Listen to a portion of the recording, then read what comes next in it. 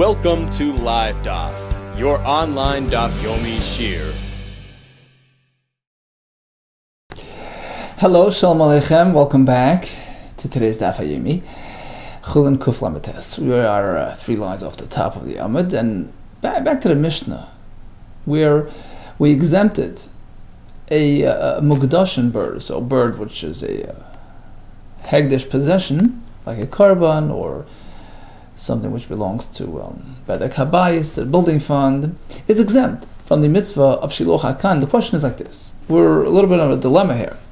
You see, in order to make something Hegdish, you have to own it. It has to be yours. In order to even consider Shiloh HaKan, it has to be ownerless. So how can both elements come together? How could it be something which is Hegdish and still be a candidate for Shiloh HaKan, which requires exemption? But if it's a candidate for Shiloh HaKan, inevitably, it has to be Hefker. If it's Hefker, it's not going to be Hegdish. So how do both factors coexist? That's the dilemma we're facing. Okay, so that's the first kasha in the Gemara. Hana Mukdashin. It's in the third line. Hana Mukdashin Echidami. How do you have a Hegdish bird which has both? It's Hegdish and it is a suitable candidate, theoretically, for Shiloh HaKan, which needs to be ownerless. First option would be he had a bird nest in his house, in his possession. He donated it to Hegdish. Okay, fine. So far, so good. So it becomes Hegdish, but there's no Shiloh HaKan for a bird that you own, irrespective of its Hegdish status. There's no Shiloh HaKan unless it's Hefker. Why would it be obligated in Shiloh HaKan? Ki karei kan sipar. Pasuk says clearly you encountered it by chance. It's not yours. Problem is as opposed to something which is yours and under your control. Okay, so that option doesn't work. Option number 2. Elo dechazak kein ba'alma. He noticed some random nest which he does not own. Va'agdashay. So he decided to make it Hegdish. Okay, so it qualifies for Shiloh HaKan because it's Hefker, but the question is, how does it become Hegdish? It's not yours. You could only be Magdish something which belongs to you. Umi Kaddish, since when does it become Kaddish? Ish ki Yagdish as Beisai Kaddish. The pasuk in describing the Hegdish process refers to one's home as a classic example. And we learn that it has to be similar to one's house. Just like your home is yours, belongs to you, Avkal B'Shusay, likewise. Hegdish can only be applied to something which belongs to you. Okay, so this one is a candidate for Shiloh HaKan, but you can't make it Hegdish. Third option, Elo, so it must be Hinu Lefreichem. So he encounters this ownerless Hefker bird nest, and he picked up the chicks, and he acquired it. He was Zeicha, and now he decided to make it Kodesh. So he lifted it, made it Kodesh. Then he placed it back in the nest. It started as Hegdish, but then he acquired it. It started as Hefker, ownerless, then he picked it up, he acquired it, he made it Hegdish. Too late, now it's yours. It's no longer obligated in Shiloh HaKan. Back to the first question. Even if this was not Hegdish, if it was a regular bird, it wouldn't be Chayav in Shiloh HaKan because it already belongs to you. And something which is owned has no Shiloh HaKan. The Tana, Isnan, as we have in the Mishnah, he picked up the offspring and put it back. And then the mother bird comes back on them. Pater Mishalech is exempt because it is no longer Hefker. Fourth option. So these options don't work. Elo da'ag b'le'im. Oh, he didn't touch the offspring. He didn't touch the eggs. He didn't touch the chicks. Rather, he picked up the mother bird, Vaglasha, and made it Hegdish. So it started as Hefker. Picked up the mother, made it Hegdish. V'hadra, and then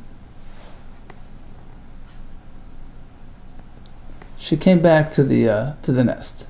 Okay, so now he has it all together.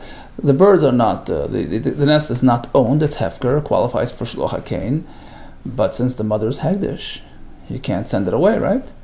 Says the Gemara, actually not so. Mikara, initially when he noticed this nest with, ichayv lebishiluach, that activated, that triggered the obligation of shiluach, mikami da'agdish, before he made it hegdish.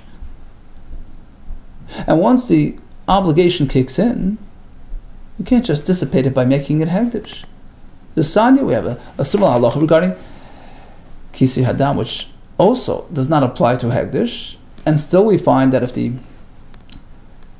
mitzvah was activated prior to this fellow turning it into hegdish, that mitzvah stays. It doesn't walk away. The Sanya, Rabbi Yochanan ben Yosef Aimer, hegdish chaya, took an animal, made it hegdish, and then shechted it. There's no Kisui Hadam, because during the moment of shchita, it was already hegdish. But suppose shachta, he first did the shchita, which activates the Kisui Hadam, and then he was magdish, too late. Why? Why is he obligated in Kisui? Because he was already obligated to do Kisui before, prior. Shiyavai, the hegdish before it turned into hegdish. Likewise, now a case. Once he noticed the kansipar, which at this point is hefker, he's chayiv in shiluach hakein. So even though he turned it into hegdish, it stays chayiv. So bottom line, what are we talking about? What's the Mishnah's case? Mishnah which speaks about a nest which is a candidate for shloch hakein, but is exempt because of hegdish. Says the Gemara, you know what happened? It was initially his birds. He turned it into hegdish, and then the birds just took off, flew off. He lost control. He lost ownership. Now it becomes hefker. It becomes ki yikari kansipur. It's einu mezumin. It's uncontrolled. It's out of his possession. It's a perfect candidate for shloch hakein. Oh, so why not? Because it still maintains its hegdish status from before, which did not dissipate just because the bird flew off. It still maintains its hegdish.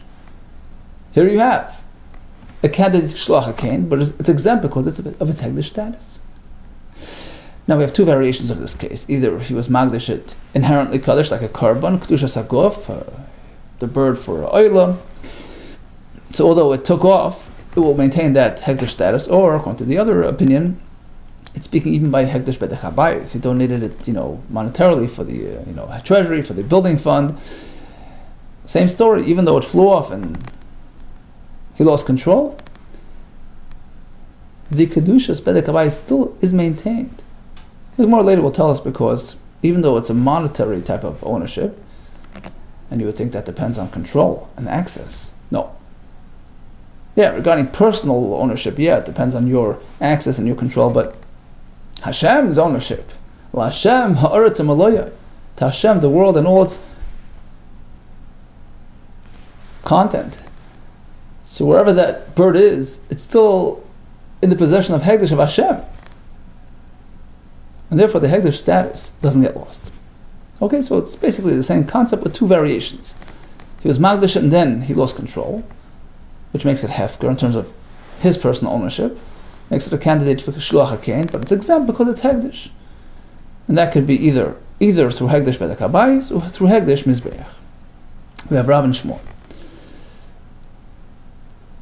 So first is Rav Omar b'magdish peirois shevacha. We're speaking that he donated the products of his birdhouse, the pigeons, as a carbon material. And then they rebelled, they flew off, lost control. Okay, now he encounters it on the road. It's a perfect candidate for shloch hakein, but it's exempt because it's hegdish. It belongs in the Beis Hamikdash. It doesn't belong being sent away. Ushmuel Amar, he says, "B'magdish katan negoy losay bedek habayis." Speaking that he donated his chicken. Even though a chicken needs shloch hakein, shloch hakein is not just by birds, even by chickens. If it's a random, ownerless chicken, Shloch hakein. See a chicken sitting on her eggs. Shloch hakein. Take away, send away the chicken, keep the eggs. Okay. And they add the word umarda, and it rebelled, it took off on him, so he lost control, so it's hefker, and it's chayiv shloch hakein, if not for the fact that it's hegdish. So that resolves our question. Right? The question initially was, how could you have both together? A confluence of both factors. It's his so that he can be magdish, but then it's not his for the sake of shloch hakein. The answer is, initially it was his when he was magdish, and then it took off. He lost ownership, and now it's hefker and it requires shloch hakein, but it's exempt because of its hegdish status. Now I'm going to explain why each opinion opted for his own position as opposed to his opponents. Bishleima Shmuel Amakarav. I understand why Shmuel, who picked Bedek Habayis, did not go with Rav, who picked, Kodesh Mizbeach, Karban Kedusha. He wanted to highlight that even if it's just Hegdish Bedek Habayis, which is a limited monetary Kedusha, it still maintains its status despite having taken off. Why did Rav not go with Shmuel to teach us this extra point? Rav really disagrees with Shmuel's assertion. He says, I maintain that this whole concept only applies by birds that were donated as a korban. So although it took off and he lost control, that's in terms of financial control, but inherent kedusha does not get affected by just flying away. The kedusha, since they're inherently kadosh, it's meant for a korban. The kedusha does not leave it just because the animal flew off. Whereabouts, location is irrelevant to its kedusha, and that's why it's exempt from shloch hakein. But in your case, when he's magdish, limited for bedek habayis, the lav kachim is beach. It's not inherently kaddish as a korban. The kedusha is done in ba'alu. It's just monetarily kaddish. It's for its value. And I maintain, says Rab, the kivan, the morda, once it rebels and it leaves your possession, you lost control, you have lost financial interest in it. Paka kedusha sayu. It loses its kedusha, which was dependent upon access and financial, interest and control. In which case, it's chayiv shloch hakein. It's no longer hegdish. Very interesting machlokes. Shmuel counters by saying, no, I maintain that even kedusha's bedek habayis, which is a monetary element of kedusha, will still hang on despite the bird flying wild. Because wherever that bird is, he thinks it's just a free bird. No, bebei Gaza, in the treasury, the Rahman of Hashem, he is. The pasuk says, we say it every morning by Shir Shal Yain. We say it like a kapitel till, like a chant, but it has halachic ramifications. Lashem Oretz Malaya. Rashi says, Einon Avudin, he's not lost. We're not lost people. We're under Hashem's watchful eye. Wherever they are, they're hegdish. Rechem likewise concurs with Shmuel's opinion that hegdish is reach, is universal. We're speaking about a bedek habayis hegdish, and even though it rebelled and ran away, it still maintains its kedusha.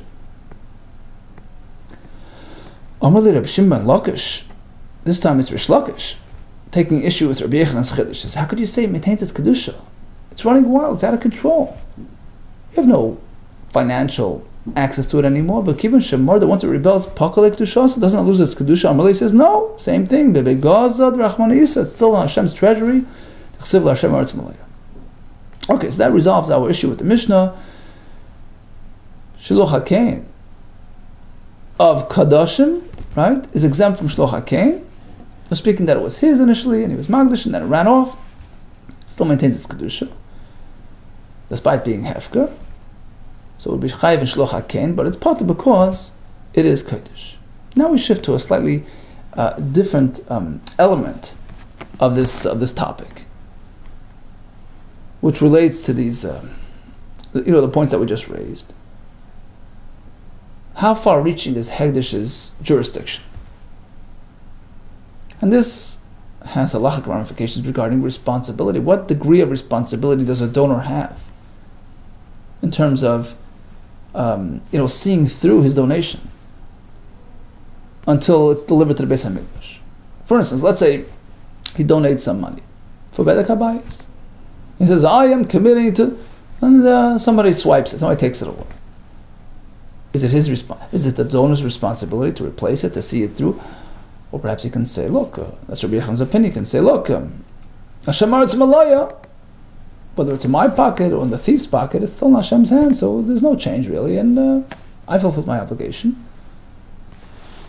Right? So that's one way to look at it. On the other hand, you can say, no, you personally committed to getting this money to its proper recipient, to the Beis HaMikdash, and you haven't done so. So let's see. And this machlokes revolves around, these same principles. Now, actually, we're going to seem to have a contradiction within the two Rabbi Yechanans, because here Rabbi Yechanan says, Hashem Aretz Malaya, wherever he is, he's in Hashem's jurisdiction, and elsewhere he seems to say otherwise. And likewise, V'Rami the Rab Shimon Lakish, we have an apparent contradiction between our Rish Lakish, who didn't seem to agree with this Hashem Aretz Malaya application, Adar Shimon Lakish, on the other Rish Lakish, who seemed to adopt it very much, as we have learned. Okay, I'm pointing to this $100. This is going to be a donation to Bedek HaBayis. V'nignavu, I nevdu, got lost or stolen.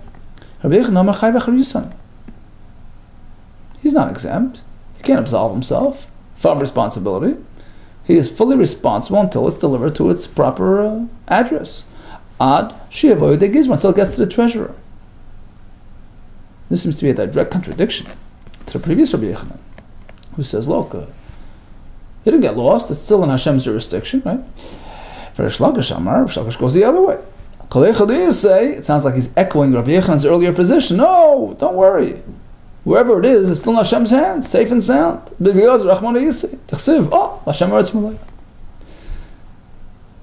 presents us with a double contradiction.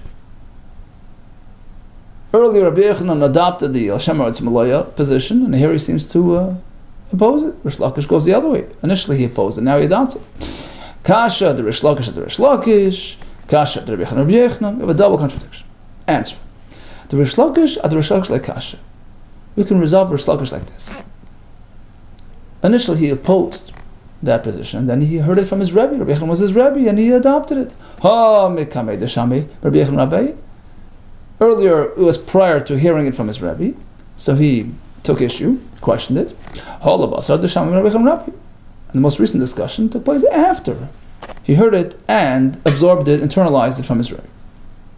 That resolves that. How about Rabbi Yechanan's contradiction? Answer it. That also could be resolved. Depends what term he used when he obligated himself. We all know there's a big difference between saying, me, a lie, I am responsible. It's a personal obligation. He has to see it through till the end. Versus pointing to the item and making an item-based commitment. This will go to Beis HaMikdash. Look, I'm not responsible for it. It belongs to the Mikdash, wherever he is, right? Hadamar alai, hadamar harizu.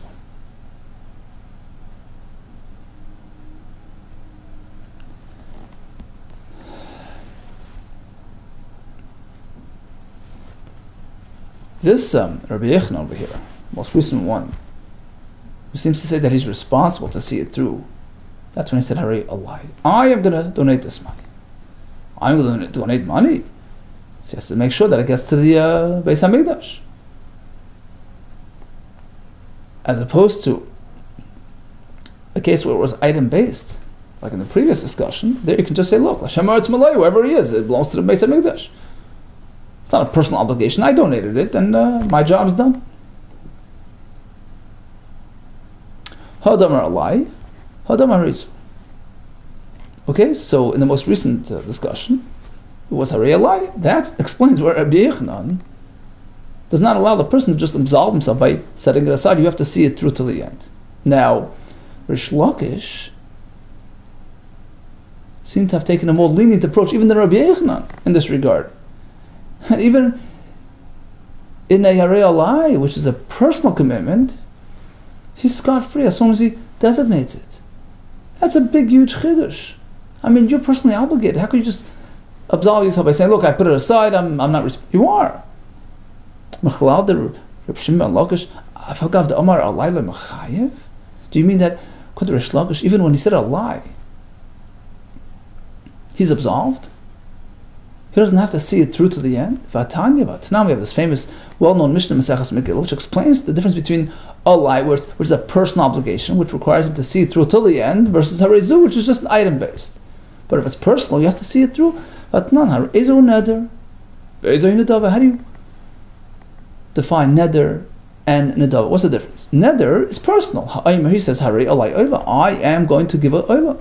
In that case, Rashi says he has to make sure to bring it to the Beis HaMikdash, the Azara. Nedava, on the other hand, is just an item-based donation. And the Mishnah explains itself. What's the halachic difference between the two? In a neder, which is a personal commitment, the animal died or was stolen, he has to look after it, he has to replace it, it's a personal obligation.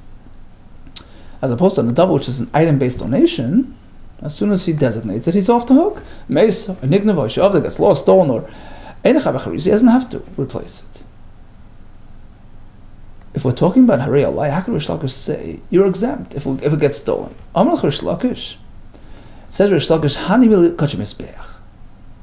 The Mishnah which indicates that a lie is a bigger obligation, a bigger chiyuv. You have to see it through to the end. That's by kachim esbeach, by a carbon, the mechusar hakrava, which is lacking hakrava, meaning, Rashi explains, in that case, the understanding of a lie is very different. What he's saying is, I am going to deliver to the Beis HaMikdash, make sure it is processed as a carbon. So there I agree. That unless he sees it through to the end, he's not exempt. But a mere donation to the treasury, which is not lacking hakrava, there's no hakrava process, it's just a monetary commitment. So even if he said a lie, I am giving the 100, as soon as he sets it aside, it's over with. Because right now, it belongs to the Beis HaMikdash. So it's the Beis HaMikdash's issue, not mine. Oh, here comes a kasha. Fellow points to a shar, a bull. He says, this is for oila. This house is a carbon. Rashi says carbon here means a donation to Bedek HaBayis, which is also called carbon. Something goes wrong with the item, not my responsibility. Mesa shor, nafal habayis. If the bull dies, the house collapses. He's not responsible to replace it. But shor ze olai oila. I am going to bring the shor bayis ze olai carbon. I am responsible for the bayis to be done. In this case, he's responsible. Mesa habayis shor of nafal habayis. Something goes wrong with the items. Chayav is l'shalom. He has to replace it. So clearly, even regarding bedek habayis, his obligation extends until fruition. How can Rish Lakish say otherwise? The answer is that's specifically when the item goes awry, it dies, it disappears, it collapses. So the item was destroyed, it's not in existence, so then I have to replace it.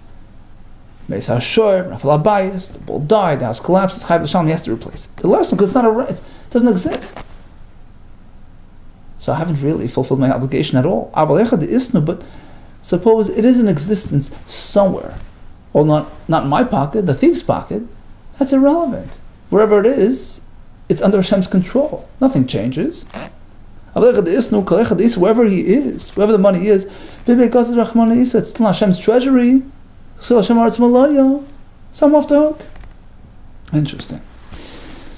Okay, so let's just summarize this whole back and forth. Okay. Simple halacha would be by a nedava. This is, that is, right?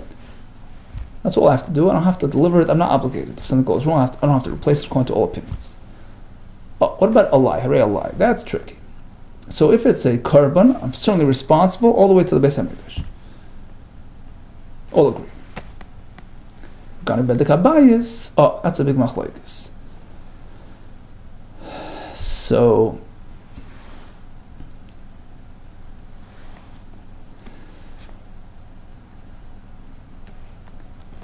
according to Rabbi Yechanan, he's still chayav.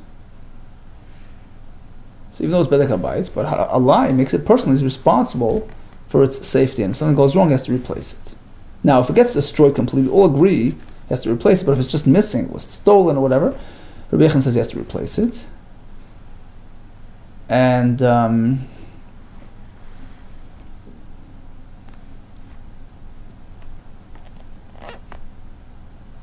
according to Rish Lakish, Hashem Eretz Malaya, nothing happened, it's still in Hashem's possession, and therefore he doesn't have to replace it. Now, Omer Rav Amnuna comes, Rav Amnuna and adds a new point. All agree when it comes to Erech, when he commits his value, which is delineated in the Torah based on age and gender, he donates value. Even though he used the word alai, it doesn't mean personal. Is not obligated on a personal level. Doesn't have the strictness of alai. So in that case, as soon as he sets the money aside, he's no longer responsible. Why? Why would I say it's different? My time. Because there, the word alai is not indicative of a deeper commitment. It's just that you can't say it without a lie. How could you say erech without a lie? Hey chilema, how should you say? Lema erech, you should say my value and stop there. Well, who's giving your value? Aman, who's responsible? Lema erech ploini. Suppose he's speaking about the other person's value, you should say erech ploini. Erech ploini what? Aman, who's responsible? So he has to add the word a lie.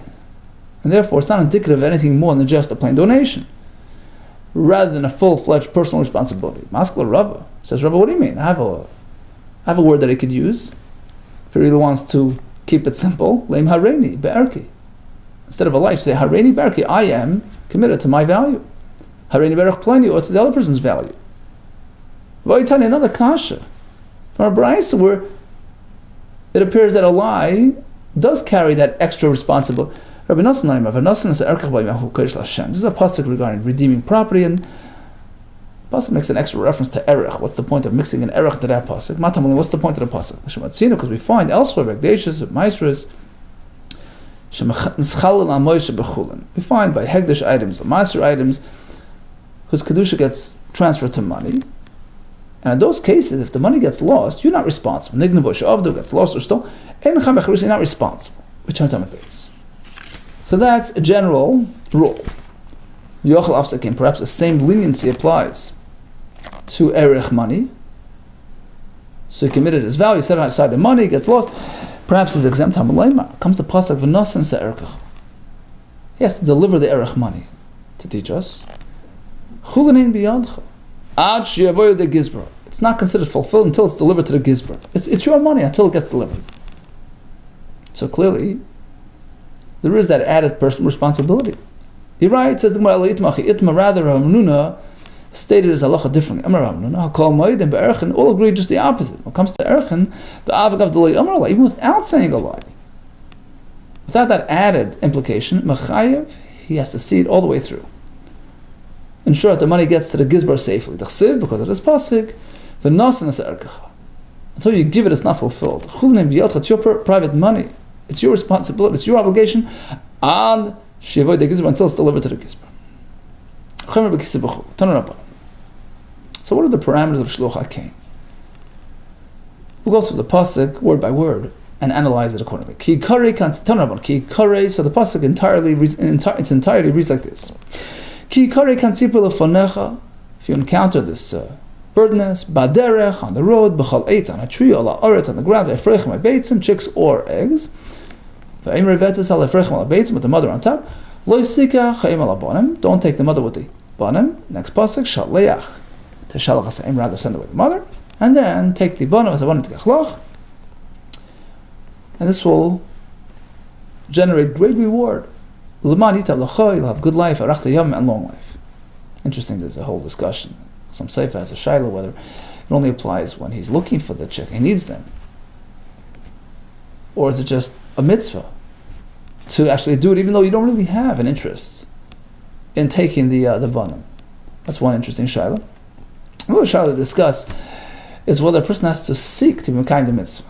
It's really sort of intertwined, the two discussions. See, on the one hand, the pasuk says, go to shalach, go do it, but it does say ki kare. You'll chance upon it, you'll encounter it. They bring from the Arizal that it's a big Indian to do Shluch HaKain. In fact, we were Zeich in front of our house. We had this tree in the front, which is not really it's technically on the property, but it's not called a chatzar mishtamer. It's not really a safe and guarded area. It's open to the front lawn. In which case, it's called the hefker, eina mezumen. It's not under our control. It's ownerless and open to the public. So, perfect candidate for shluch haken. We all did shluch haken on it. Pulled over a ladder. We sent away the mother. Picked up the eggs, and then eventually they hatched. So we, and in order for a few people to do it, you have to actually make it hefker again. Because once you lift it, you're zeich, and you have to put it down, say it's hefker, and then the next person does it. So it's all shaila whether the person has to go and actually go and seek to do it. Arizal Salz have said it's a big Indian, and I know there are people that actually try. They look for these opportunities. In any case, the pasuk does present it as a chance encounter. Right? Ki yikare. Okay, so you encounter the kantzipur lefanech. Mata muloymar. What is the pasuk teaching by saying ki yikare? Oh, if you should never, because in the next pasuk it seems to say that it's an obligation. Shaleach to shal, if you never shaleach sa'im. Perhaps yachsur b'harim. Oh, you should go look after the. Go try to find yourself in yachsur b'harim agvois. You should tour the mountains and the hills. Kadeshim Zaken to hopefully find the bird nest to fulfill the mitzvah. That's what I would think. Talmud Leimar comes to pasuk ki kari. Moir lefanecha. Hashem presents you with this opportunity, fine, but you're not meant to. You don't have to go look around.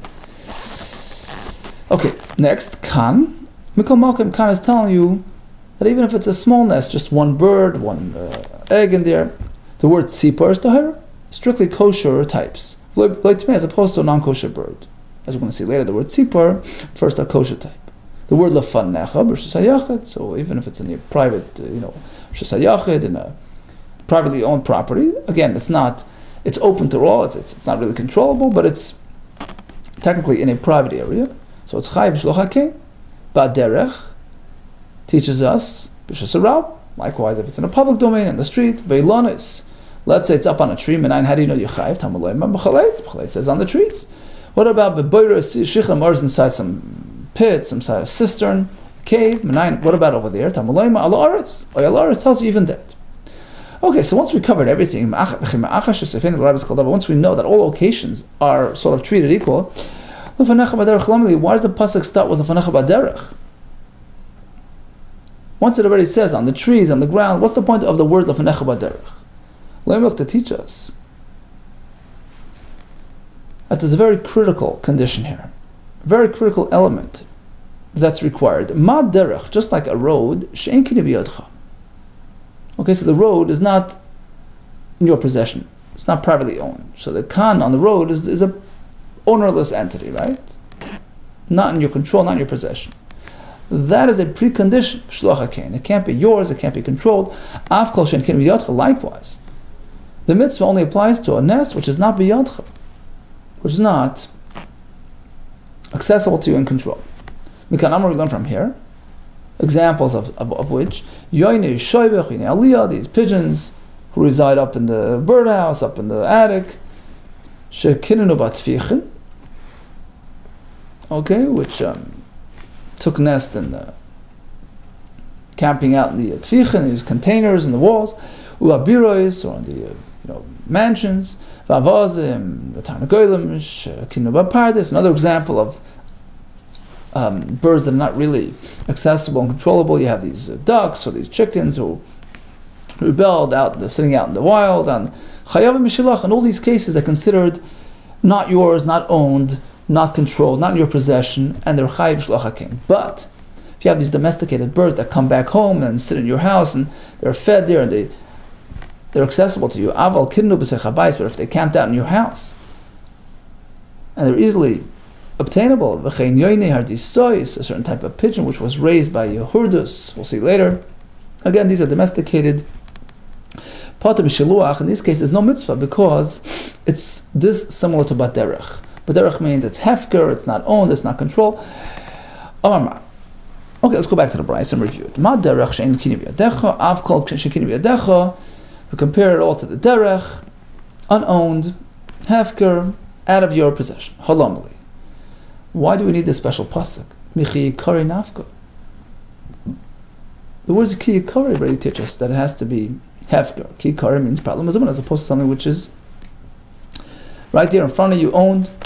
Furthermore, why do we need the word lefanecha to include even Rosh Hashanah? Well, what's the point? We already know all locations are equal, provided the item is hefker and Elo, you're right. Lefanecha, the word lefanecha teaches us like this. Lasuya shoy lefanecha mardu includes a case. It's coming to include where it was really yours, and then the bird just disappeared on you, rebelled, took off. It's chayiv, despite it had being originally in your possession. The word baderech teaches us interesting halacha. Could Rav Yudam Matzah kan bayam. Supposing, okay, it's a nest mid-sea in the water. Rashi says the storm came and flooded off dragged away a tree, and it's now growing mid-sea, and there's a nest on it. Some say the same would be on a boat. Chayiv b'shiluach is chayiv in shiluach shenemar. How do you know? It's in all the water. Kol Hashem anosim bayam derech. There's a concept of roots of a derech, of a road in the ocean. The currents and the shipping routes, right? Concept of derech applies even in the water. Elamiyata, if that's the case, that sea qualifies because it has derech, what about it? In the middle of the sky? Matzah kein b'shamayim, he finds a nest floating in the air, on top of a bird that's flying through the air. There's derech in the air as well. Derech nesha b'shamayim, the way of a nesher flies. So it's chayiv? No, derech nesha ikri. It's not called plain derech. It's a derech of a bird. But derech stamali ikri doesn't have the plain connotation of derech. The Rogachev explains, because at sea you have shipping routes, you have the currents, you have the whole. It's like you have highways, whereas in the air you don't really have that. And that's why only at the Yam is it called derech. Amrele Papanoi, the people from Papanoi, interesting people, had a question. They asked the Rav Master some trivia questions. Matzah kain b'rosh shel adam mal. If we find a nest on top of a person's head, Amr, he says, of course it's chayiv. V'adam al roisha, a pasuk in Shmuel, describing a person with adama on his head. So it doesn't say afar, it says adama. It uses the word adama to indicate that a person's adama. Adam, right? Adam is from the Adam, from the earth. So the dirt on his head is still called Adama. It's still connected to the Adama through the person. It's one continuum. So it qualifies. It's called Ala Aretz. It qualifies for Shloch HaKein. Interestingly, the Aruch HaShulchan mentions that in the Far East in India, you have these gurus, these people that are stuck in the ground and they don't budge for months in a row. They're meditating, whatever they're doing there, and they're just still like a piece of, like a log. And slowly but surely you have these birds, not realizing that it's a person, that just, camp out and they'll make their nests on him. So it's actually a pretty happening phenomenon. Okay. Next question they asked him was, Moshe ben Torah benai, what do we find Moshe Rabbeinu hinted in the Torah prior to his birth?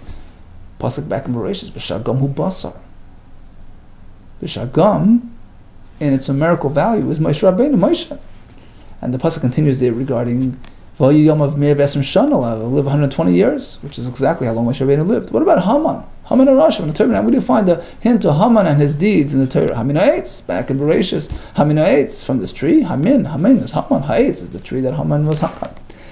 What about Esther? Esther HaMalka in the Torah. Where do we find an indication to the events surrounding Esther HaMalka?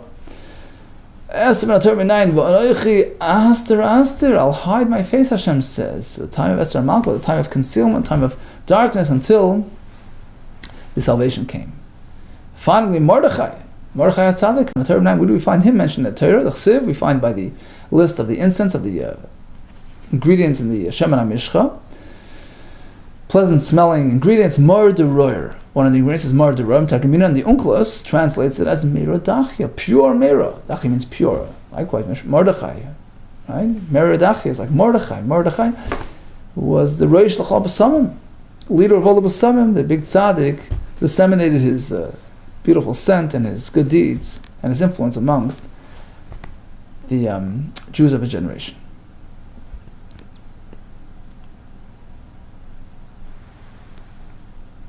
Rashi says, "Korle Reish LeBsamim LeTzadikim." Mashak Zagdolim was a leader of the Tzadikim. Mashak Zagdolim. Okay, so good to remember for Purim. Whole shtickle, no less.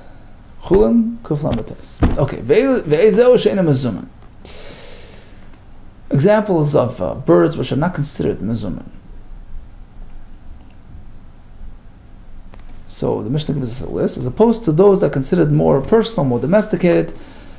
One example of that would be Yoini Hardesois, these Herodian birds. Reb Shimon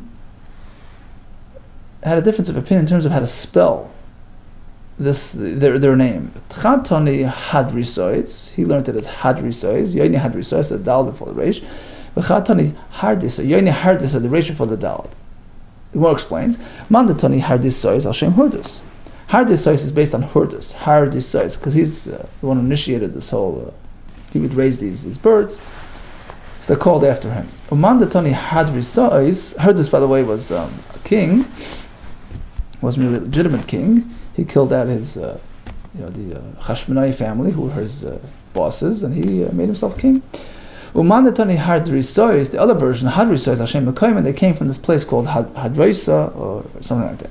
Amrav Kahana, speaking about these unique birds, I myself witnessed, I noticed these birds, who were descendants of the birds that Hurdus raised. They were so big, V'kaiman Shita Dari, they were standing in rows, 16 rows, with Psei Mila, and each row was a mil wide, very big. V'avakare Kiri Kiri, and they were all chanting Kiri Kiri. Okay, so I saw these birds. Yeah, don't say they were big. Whatever, the rows were very big, okay? And they were chanting. What were they chanting? V'avakare Kiri Kiri. Kiri is a master, my master. Master, my master. Because that's how they were trained, to call out to Hurdus, master, master.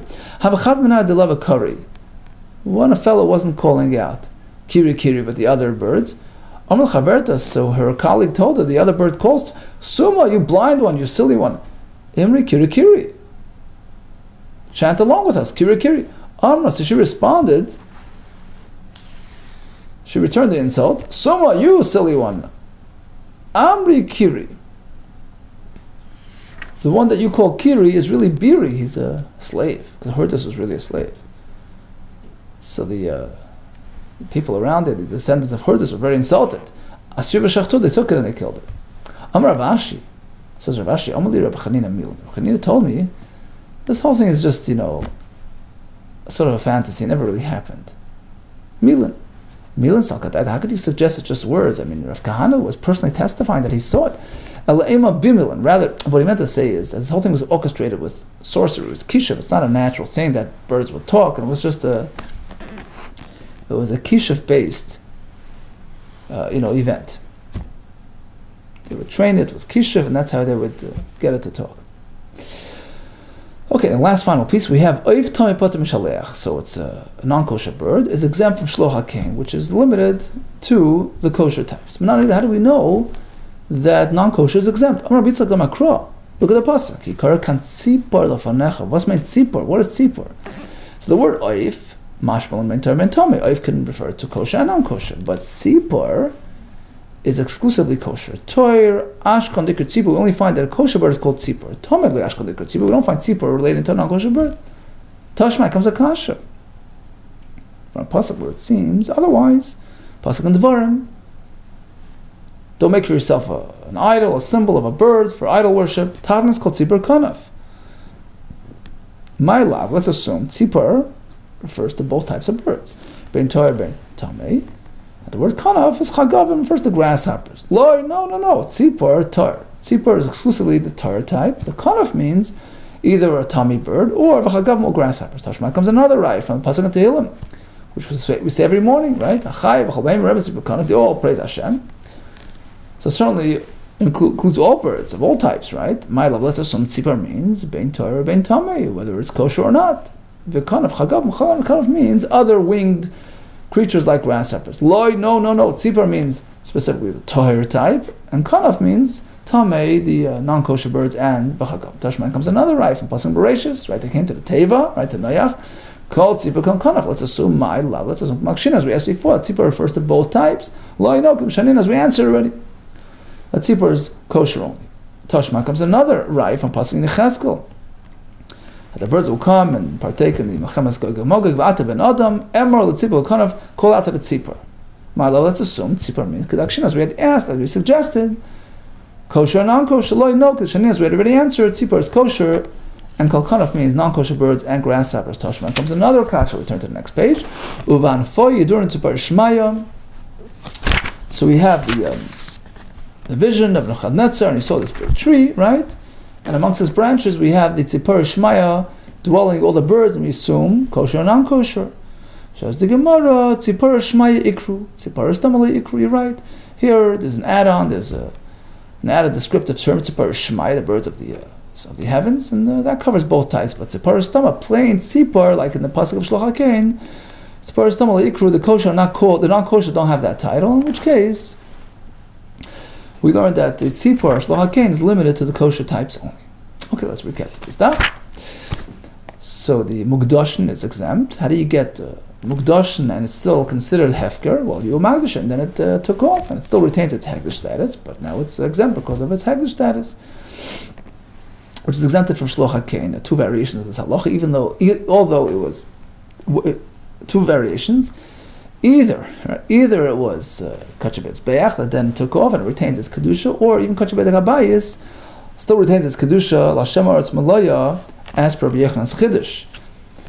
It had ramifications regarding, the determining level, extent of responsibility of the donor. Interesting machlokes there. Do we apply this concept there as well? According to Rish Lakish, yep. Rav Nuna added that when it comes to erech, and all agree is responsible till the very end, as per the pasuk. Okay, when do we have mitzvah shloch hakein? It has to be hefker, it can't be mezuman. Basically anywhere, private area, public area, even in the middle of the ocean, baderech, and even on top of a person. And it only applies to a tzipor, which is a tzipor tahira, as opposed to a tzipor tzmeah. To be continued. All the best, Yonat Zachara.